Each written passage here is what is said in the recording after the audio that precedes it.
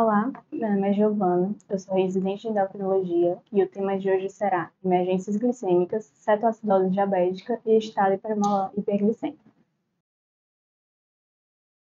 Então, falando um pouquinho da importância, né? A cetoacidose diabética e o estado hiperglicêmico osmolar são as duas principais complicações da diabetes tipo 1, como na diabetes tipo 2.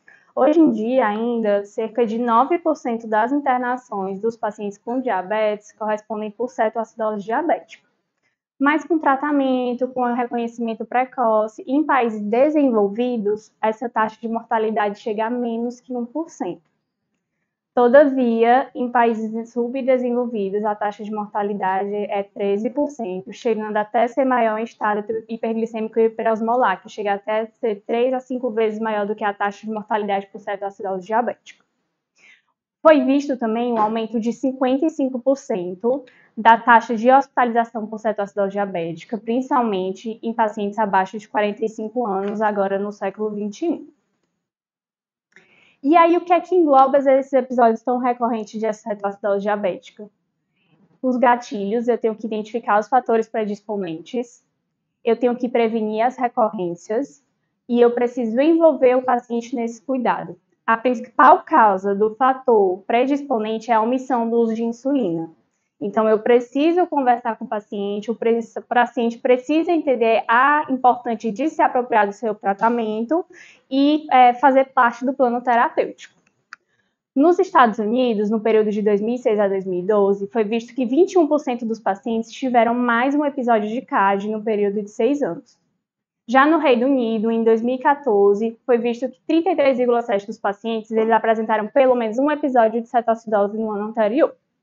E o que chamou mais atenção foi essa taxa de readmissão, que foi de 10 a 20% nos pacientes que internaram nas 2 semanas depois da internação.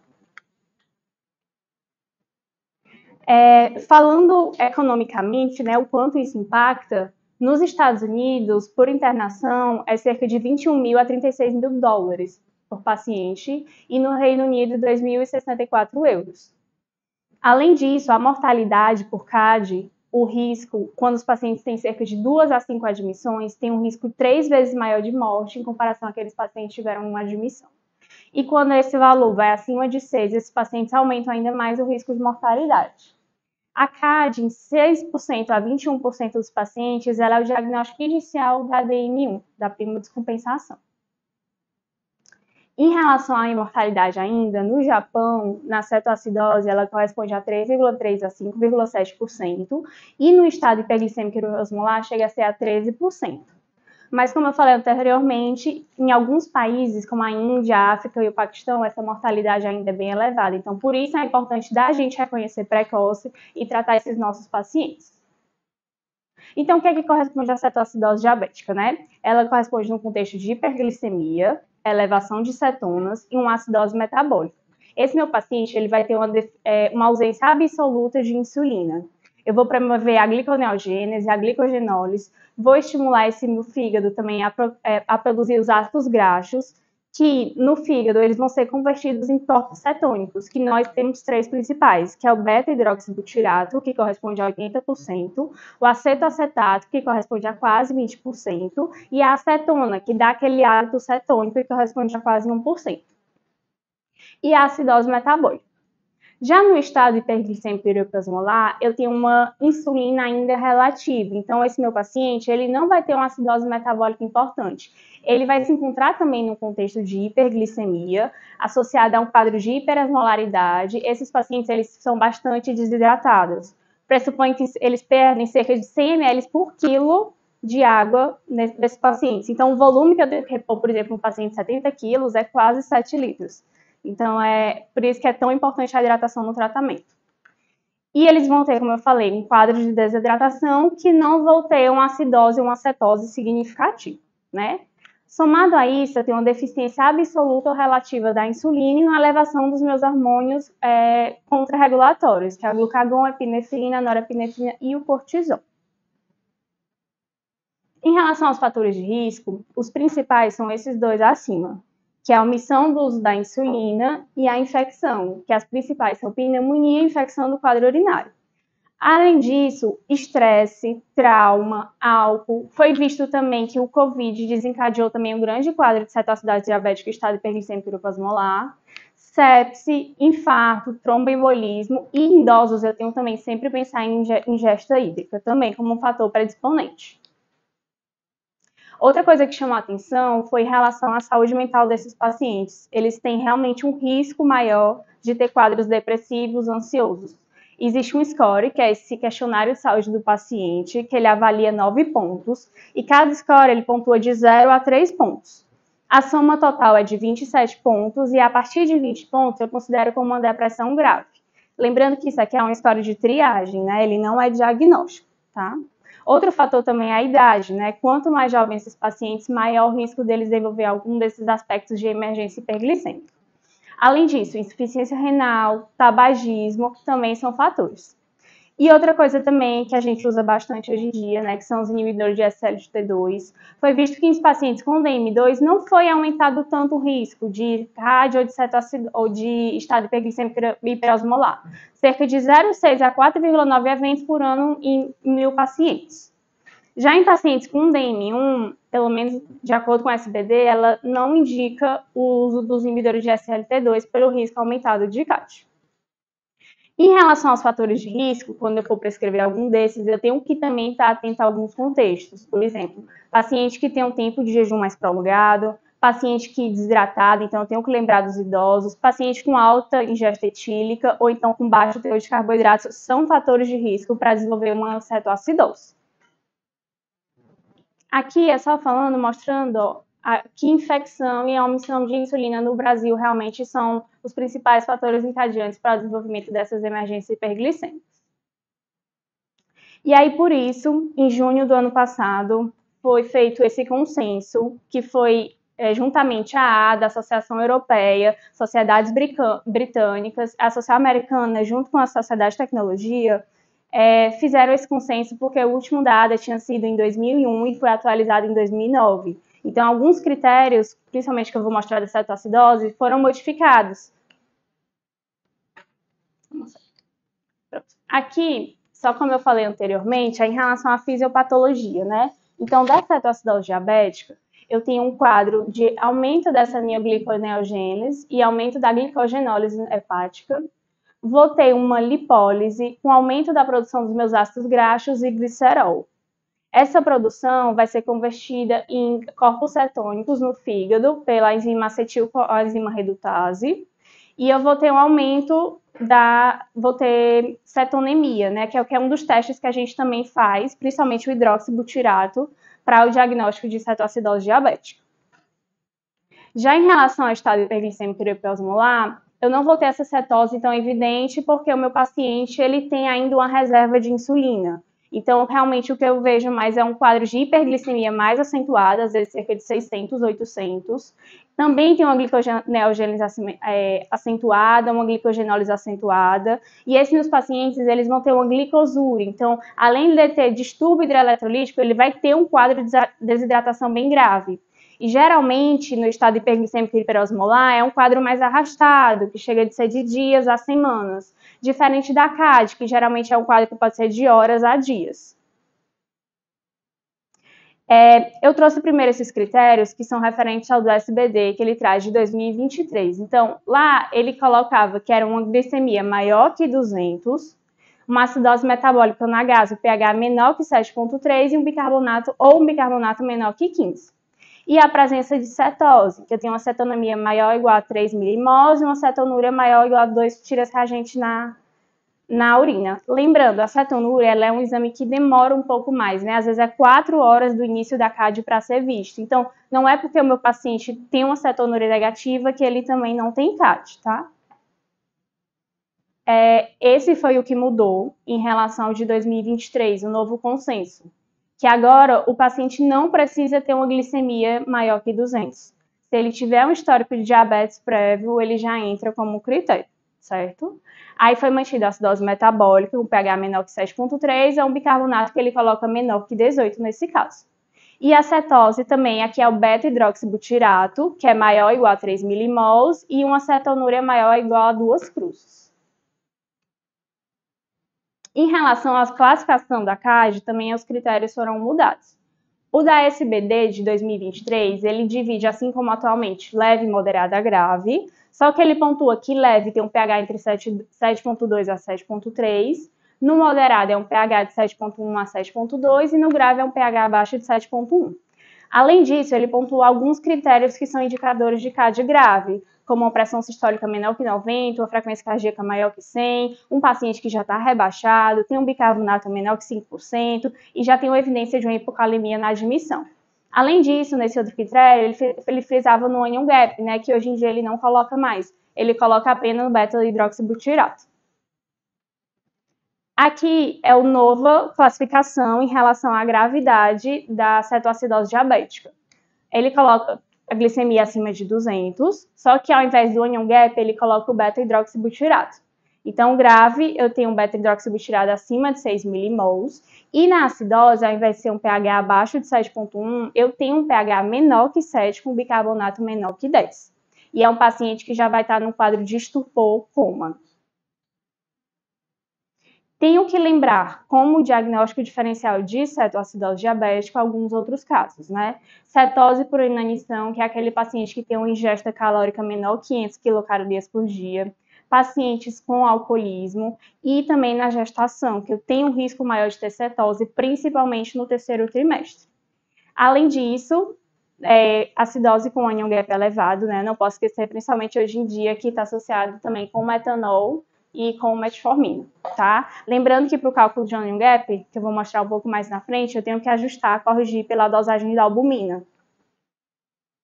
Aqui eu trouxe só para lembrar dos outros casos de cetoacidose na gestação, que esse risco é aumentado porque eu tenho um aumento da utilização da glicose pela placenta e o feto, e eu tenho um aumento da produção desses ácidos graxos livres que vão ser convertidos em corpos cetônicos. Em relação aos inibidores de SLT2, eu tenho um aumento dessa excreção urinária de glicose, por isso que eu tenho muito que ter cuidado com aquele grupo de pacientes. Pacientes que ficam muito tempo em jejum, pacientes que estão desidratados, que eles têm um risco maior de evoluir para cetoacidose euglicêmica. Em relação à classificação do estado hiperglicêmico hiperosmolar, ele pontua que eu tenho que ter obrigatoriamente esses 4 critérios. Então, tenho que ter uma hiperglicemia maior ou igual a 600, uma osmolaridade plasmática maior que 320, uma ausência de hipercetonemia, que é menor que 3 milimols, ou uma cetonúria maior que 2 cruzes. E o pH, ele vai ter que ter maior que 7,3 e um bicarbonato maior ou igual a 15. Eu trouxe aqui só para lembrar que é em relação ao cálculo da osmolaridade plasmática, tá? Que quando o paciente ele tem um quadro de estado hiperglicêmico hiperosmolar, a tendência é esse sódio estar falseado para baixo. Então, eu preciso corrigir. Quando eu tenho uma glicemia maior que 100 unidades, eu vou acrescentar, somar esse cálculo 1,6 do sódio. Se a glicose for maior que 400, aí eu vou somar 2,4 para o sódio. E lembrando que o cálculo da osmolaridade plasmática efetiva é 2 vezes o sódio e a glicemia sobre 18, que é um dos critérios que a gente usa para o estado hiperglicêmico hiperosmolar.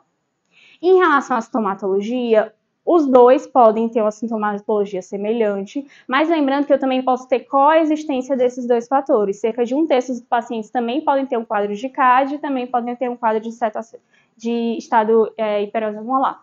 Então, náuseas e vômitos, principalmente na cetoacidose. Dor abdominal difusa também é principalmente na cetoacidose, mas é uma dor que normalmente tende a normalizar em 24 horas os sintomas. Se é uma dor que persiste por mais de 24 horas, eu preciso investigar diagnósticos diferenciais de dor abdominal.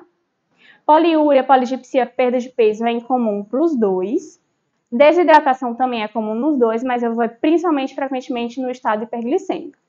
E taquipneia é comum principalmente na cetoacidose diabética, então que eu vou ter aquela respiração de Kussmaul, né? Eu vou ter uma alcalose respiratória compensando a minha acidose metabólica. Isso aqui eu já falei. Bom, agora em relação ao tratamento, né? Qual é o objetivo do tratamento? Primeiro, em relação ao estado hiperglicêmico hiperosmolar. Como a maioria tem fator predisponente, eu preciso definir e resolver a causa subjacente, fornecer esse volume, porque geralmente são pacientes que estão muito desidratados, reduzir a glicemia, e aqui eu não tenho como objetivo corrigir a acidose. A minha objetivo é realmente reduzir essa osmolaridade de forma gradual. E corrigir os distúrbios hidroeletrolíticos, que o mais comum dentre eles vai ser a hipocalemia. Aqui na SBD, ele coloca para o estado hiperglicêmico a gente solicitar esses exames. Glicose, eletrólitos, principalmente sódio, potássio e cloro, para a gente calcular o onion gap, ureia, creatinina, cálcio, fósforo, hemograma, sumário de urina, cetona, gasometria, ele fala também para pedir a glicada. Lembrar que, no estado hiperglicêmico, quando o hemograma, ele pode ter uma leucocitose, mas geralmente não é uma leucocitose acima de 25.000 e não tem um desvio à esquerda acentuado. Se no hemograma vier essas alterações, eu devo pensar que tem uma infecção subjacente a esse quadro. Então, o tratamento, os pilares dos três vão ser hidratação, insulina e correção dessa minha hipocalemia. Na SBD, ele pontua que o meu tratamento ele deve ser iniciado com dose de 15 a 20 ml quilo de cloreto de sódio a 0,9% e sempre ficar reavaliando esse meu paciente. Se esse meu paciente estiver melhorando uma boa resposta, eu não preciso continuar com 1 litro por hora. Eu posso reduzir 500, 250, vai depender da hemodinâmica e da resposta desse paciente. Se nos exames laboratoriais ele tiver uma hipernatremia, um sódio maior que 150, ao invés de cloreto de sódio a 0,9, eu devo fazer um NaCl a 0,45%. Tá? Quando for o tratamento com insulinoterapia, depois da hidratação, ele coloca para a gente começar uma dose endovenosa de 0,05 a 0,1 unidades quilo de insulina por hora, com o objetivo de reduzir essa glicemia de 50 a 70 unidades por hora. E a redução dessa osmolaridade vai ser de 3 a 8 unidades por hora. Ele fala que, de preferência, a gente usa realmente a regular, porque é o que a gente tem mais acesso, mas poderia ser usada a insulina de ação rápida, e naquela dose que a gente faz de 100 unidades para 100 ml. Outra coisa também que tem que lembrar é, se essa glicemia não está abaixando de 50 a 70 por hora, tem uma velocidade menor, eu preciso checar algumas coisas. Então, eu preciso checar se esse acesso do meu paciente está bem funcionado. E lembrar que a insulina, ela adere, às vezes, à parede do equipe. Então, o ideal é dispersar 10% do volume da solução antes. E trocar essa solução a cada 6 horas. Se eu fizer tudo isso e mesmo assim não tiver esse aumento de 50 a 70, eu devo dobrar a dose que eu estou fazendo de insulina até a cada hora, até que ele mantenha esse objetivo de 50 a 70 unidades por hora. Geralmente, essa hiperglicemia ela se corrige no período de 8 a 10 horas e eu não devo exceder essa correção cerca de 90 a 120 por hora pelo risco de edema cerebral. Quando a minha glicemia atingir o valor de 250 a 300, aí eu vou colocar um soro glicosado na solução, com o objetivo de manter essa glicemia de 200 a 300 até a resolução do quadro do estado hiperglicêmico. E o que é que ele pontua como são critérios de resolução? É o paciente que está alerta, se alimentando bem, com osmolaridade menor que 315, a glicemia entre 250 a 300 e que eu tenho a correção das alterações hidroeletrolíticas e sem acidose metabólica. Quando é que eu vou pensar de transicionar para a insulina endovenosa para a minha insulina subcutânea? Quando o paciente atinge aqueles critérios de resolução, eu devo iniciar primeiro a minha insulina subcutânea, enquanto ele ainda está em uso da insulina endovenosa, e aguardar cerca de 30 a 120 minutos para desligar essa insulina endovenosa.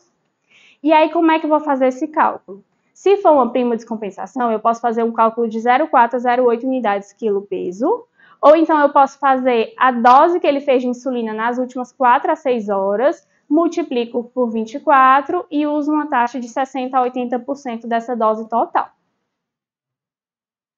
Aqui eu trouxe um esquema, só que ele colocava no do SBD, que é em relação à hidratação. Então, o que é que ele coloca? Que na primeira hora eu devo repor 1 litro de soro fisiológico por dia e avaliar esse paciente posteriormente. Se ele estiver chocado, eu vou partir para as drogas vasoativas. Se ele está com quadro de desidratação grave, mas não está chocado, eu posso manter essa infusão de 1 litro por hora. Se o meu paciente tem uma desidratação leve a moderada, aí eu vou verificar o sódio.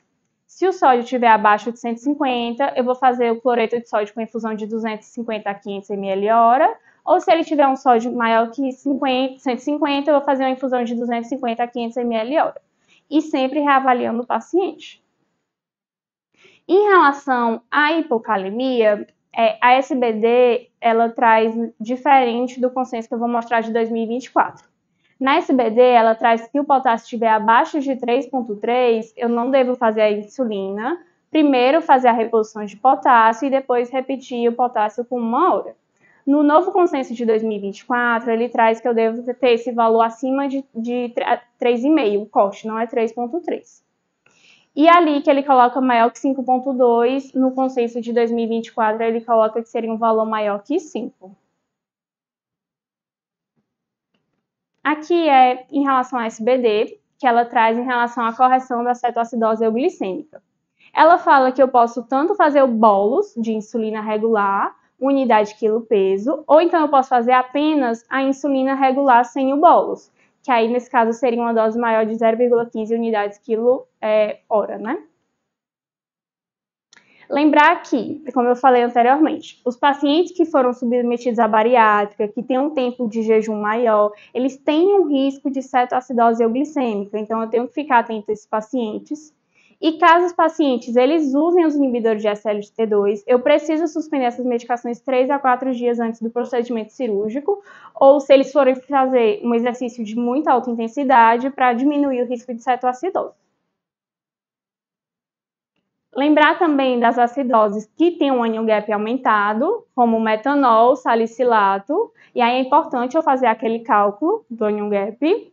E também lembrar que os pacientes que usam cocaína, eles podem ter uma ingestão calórica diminuída e eles podem também ter um risco maior de ter cetoacidose euglicêmica. Agora, em relação à cetoacidose diabética, esse é em relação ao consenso que ele traz de 2024, que assim como os outros tratamentos, o pilar de sempre começar a hidratação. Aqui ele não coloca exatamente com dose de 15 a 20 ml por quilo, ele coloca que é 1 litro por hora e eu devo reavaliar esse meu paciente. Se no caso for uma desidratação leve, ele coloca para considerar a meta de reposição de 50% desse déficit em 8 a 12 horas. E aqui é um ponto novo que a diretriz traz, que seria a opção de tratamento de cetoacidose leve com insulina subcutânea. Eu não precisaria fazer endovenoso. Então, eu poderia fazer na dose de 0,1 unidades quilo-hora, ou então fazer na dose 0,2 unidades quilo a cada 2 horas. Se for uma cetoacidose moderada ou grave, aí eu tenho que fazer uma infusão de 0,1 unidades quilo-hora. Na diretriz anteriormente, ele orientava fazer bolos. Nessa, ele não orienta fazer mais. Ele orienta realmente manter a dose de manutenção.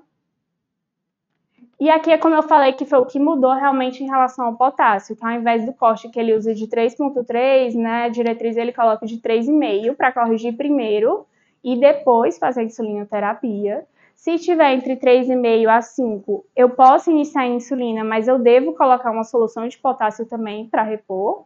E se tiver maior que o 5, começar a insulina, eu não preciso administrar o potássio.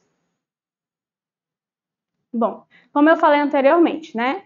Se esse meu paciente, ele já melhorou da glicemia, está com glicemia menor que 250, eu vou associar uma glicose a 5% nesse soro e eu devo pensar também em transicionar para a insulina subcutânea.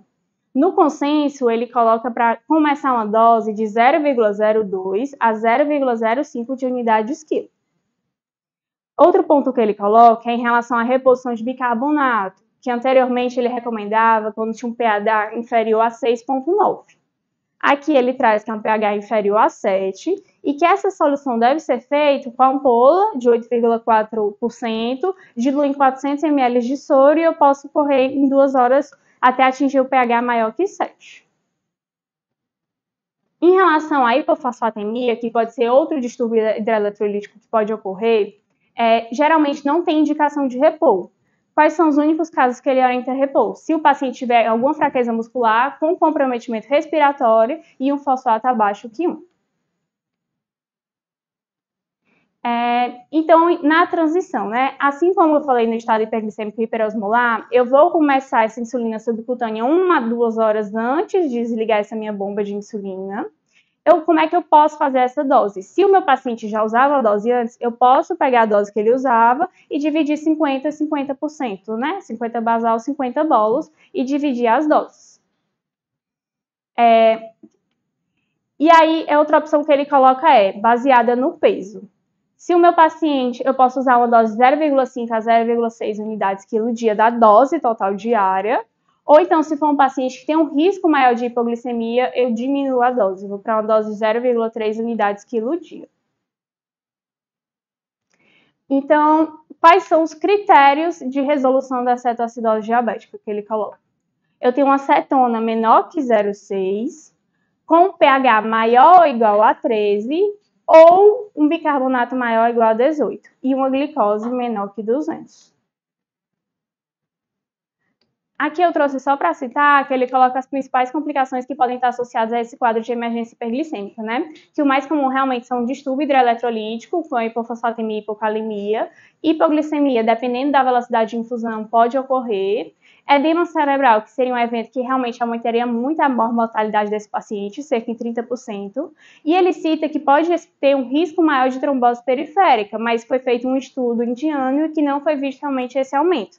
Então, ele só indica o uso de heparina profilática. Então, para fechar, né, assim, dessa aula, o que é que se recomenda? Recomenda quando o paciente, depois que ele transicione para subcutânea, ele fique em esquema fixo, para garantir a cobertura de 24 horas, que pode ser naquele esquema da dose que ele fazia anteriormente, ou eu posso calcular naquele valor de 0,4 a 0,6, ou então em 0,3. Os pacientes, eles também fazem parte do plano terapêutico, então eles precisam estar cientes das complicações agudas, das complicações crônicas e da importância que eles têm para o adequado tratamento deles. É importante planejar uma revisão precoce, que esse paciente tenha fácil acesso ao médico para evitar novas complicações e que eu possa pensar associar agentes não insulínicos se tiver apropriado.